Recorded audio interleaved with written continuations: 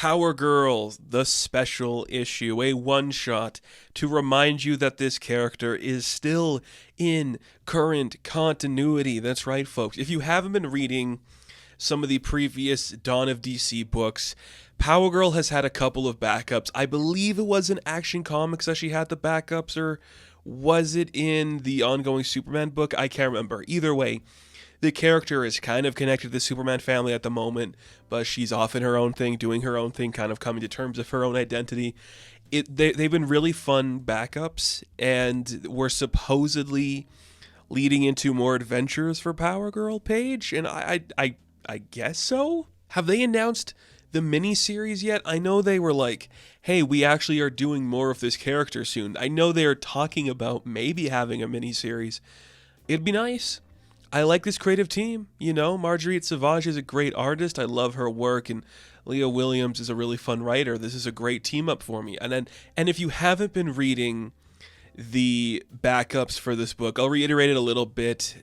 We did this stuff with Power Girl. She came back after a big event, and she's like, well, I don't really have a place in this universe, so I don't know what I'm doing. She does have some sort of psychic power, so she teamed up with Omen, and now they're kind of just like superhero therapists where they enter your mind and help you deal with issues. They were working on major players like Beast Boy. They helped him. They're helping John Kent at the time of this book. And then slowly a villain was revealing themselves throughout the backups named Johnny Sorrow, a character you have seen before. A flair for the dramatics, if you will.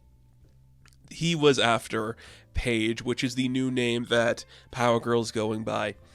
And she's like, okay, I guess I'm fighting this guy, because that's where the book opens up. We are aware that Johnny Sorrow exists.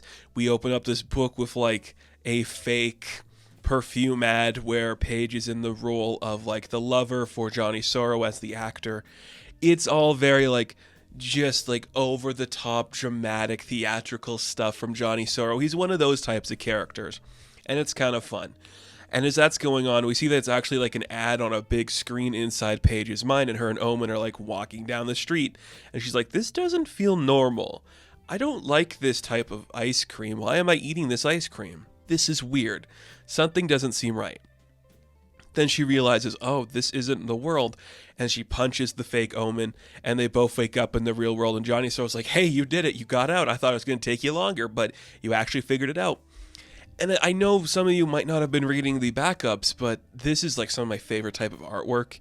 I really like Savage's artwork. It just looks so clean and crisp, and the colors just pop so vibrantly. It's just really beautiful and fun. And then they just smack Johnny Sorrow around for a bit. But he's got some magic in him of the subtle realm, which, look, I don't know how much we're going to get into with that. But just imagine this guy's power is like theatrics. If that makes any sense whatsoever, he can just like make movie things on a big scale. Just like falsehoods of movie things. It's weird.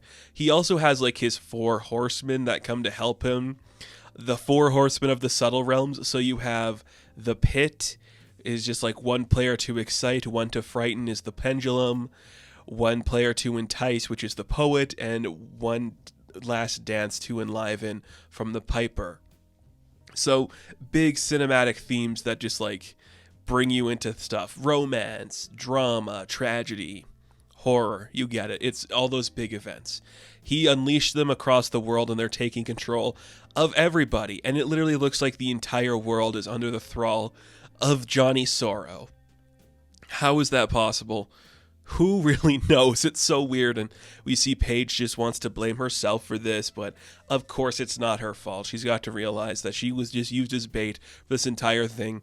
So Omen tells her, like, okay, we're going to try something. You and I are immune because of the events that we were doing at the time, so I'm going to try to access your mind, and we're going to go inside and see if you can magically maneuver your way to finding the super family. But like the magical defenses push back inside of Paige, so it's a little bit more of a struggle. And they're like, okay, we gotta figure this out. Something is going on. We start to fly away, see what we can find. She wants to go find the super family. Maybe they'll be able to help, but all of them are on the couch. Like, so we have Keenan, Connor, John, and the twins are like watching the perfume ad, or I guess it's not even a perfume ad now. This is like an actual movie or TV show that they're watching now. and they're all knocked out, but in their mind they're all watching the same thing, and there's like a knock on the door, and they're trying to be like, what is that? Keenan's the one that hears it. He's like, yeah, there's something there, but it's just Paige trying to break in, and of course she can't get in because the whole family's knocked out. She's like, oh, this is bad. I mean, I'm technically part of the family because I got like the jacket, but I'm like not part of the family. I should make it look like they're at peace in case I can't fix this. So she puts the kids to bed. She gets everyone propped up nice. And she's like, okay, maybe Kara can help. I got to go find Kara. So she breaks into Kara's place, is attacked by Streaky the cat because, of course, he wasn't affected, which is a theme that will come up later when we get to another character that appears in this book. The cat's like, okay, you're fine. We're good. Kara's knocked out. It looked like she was trying to write something for Power Girl in her diary. And you see Paige is like, do I want to read this? It is about me. Power Girl's a lesser version of me. That's how she's like, I shouldn't read this. But she can't help it. Paige reads and it's like, Power Girl thinks she's a lesser version of me, but she's not. I see her as an extension of me. Someone who's just as good or even better. She's amazing and great. And she's pushing through all this stuff that's tragic and scary. And Paige is like, oh, this is sucky. I don't know what I'm doing. This is intense. I'm not having fun. But she's like, it's up to me now. I guess I gotta deal with these things. So she just starts fighting some people. And yeah, I mean, that's what you gotta do. Just kick some ass for a little bit. And she does. She manages to break free of some stuff until Johnny Sorrow himself shows up to fight her. They get into a little tussle, but he's all about the theatrics and the romance of everything. So he's like, don't you see, my troubled girl? This is what we were made for, what we were destined to do. And he like flourishes himself with a cape, and she's suddenly in like a beautiful dress. He's got like the Phantom of the Opera on his already Phantom of the Opera mask, and it's just so beautiful. And he's like, I just remember hearing your voice crying out like you were so desperate for love and attention. I never felt anguish quite like it. Just so old school, like lovey-dovey bullshit stuff. It's like, I had to set this up for you, my darling, because it's all about you. And that's kind of like an interesting thing to play with. Like this guy who is all about theatrics finds this one superhero who's now in a world that doesn't know what to do with her. And he's like, hey, I'm going to make an entire thing happen so you and I can have a big theatrical moment because I love you that much. I think that's an interesting story. And it's not like something you'd specifically think of for Power Girl. So the fact that they're trying that, I appreciate it. It's kind of cool. And as he's saying all that, it's like, I did this for you, my love. It was all for you. Omen shows up like, can you just stop talking to her about this shit? It's weird. You're creepy. You got some incel vibes. You old school romantic freak. You're being a weirdo. Helps Paige break back through into like what she needs to actually think about all this stuff. It's like, you are such a weirdo. I was never under your thrall for any of this. It's so strange what you're doing. It's crazy. But he's like, oh, you forget that Omen's only human. She can't save you forever because I have the Piper. And the Piper plays her song and captures Omen. And she has to break free before it can do any more damage, and it's not really working. Cool. It's fun. We got Omen. She's trapped there. And we realize that the entire thing that this was is Johnny Sorrow like, it was all for you. Now come with me to Earth-2. We can start Earth-2 again. It's destroyed. But you and I, Adam and Eve, and Earth-2, we can rebuild it. Isn't that awesome? Let's do it.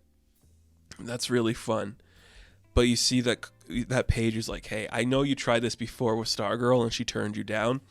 So she uses that as like a tactical retreat, and she runs back to her place, trying to figure out what to do, just like regain her senses, like, okay, something's going on. I don't know what it is. She tries to look at herself in the mirror. She gets mad at her own reflection, and it sends her into another illusion where she meets Earth-2 Kal-El. He's looking old, and it's like, have we not seen him for a long time? My goodness. And you're like, why is he so old? It's like old Earth-2. You're like, damn, it has been a freaking minute, hasn't it? My goodness. She's beaten down and bruised, like, I don't know what to do. I'm sorry, I failed. This is all sucky. He's like, come on.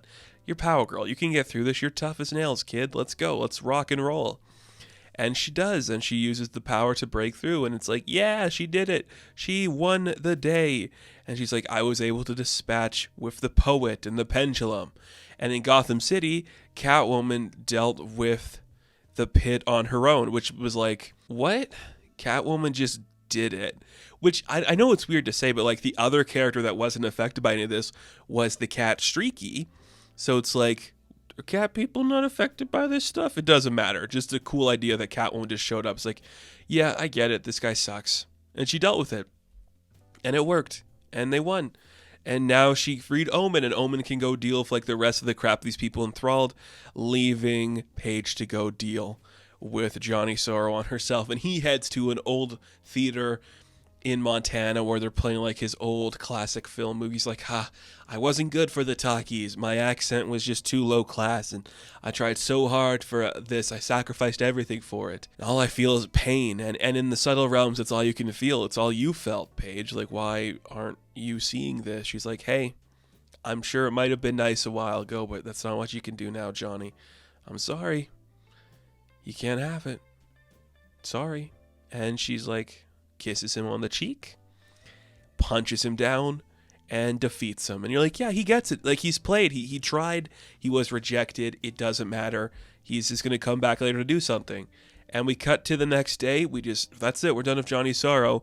And for like the first real time, Paige is meeting the super family. Like, they all show up like, yo, hi. And it's like, okay, weird. This is strange. And Carl's like, oh, just shut up and enjoy the moment. And then Clark shows up and he's like, hey, glad to have you back, kid. And she's like, look, I have to tell you something, Kal-El. I am going to screw up. Like, I'm going to make a lot of bad decisions for all of this because I am not really good at the superhero thing or any of this stuff. I don't really know what I'm good at anymore. This is weird. It's crazy. I'm scared. But I'm going to try. And if you let me be part of your family, I'm going to keep trying. And she's like, okay, that's all we want from you, Paige. Like, you're going to be fine. We love you. Welcome to the family. Oh, and Streaky wants to live with you now. Like, what? Okay. So there's the team for whatever the new Power Girl book is going to be. Who knows what that's going to look like? It's going to be Paige and Omen and Streaky. So that's kind of fun. If this creative team wants to get more Power Girl stories, I mean, this was a pretty solid one just told on a special. I really do like that. It was incredibly fun. Great to see that, exactly what you should do with Power Girl in a modern setting. But that's not all this book did, because it also set up the Fire and Ice book that we're supposedly getting.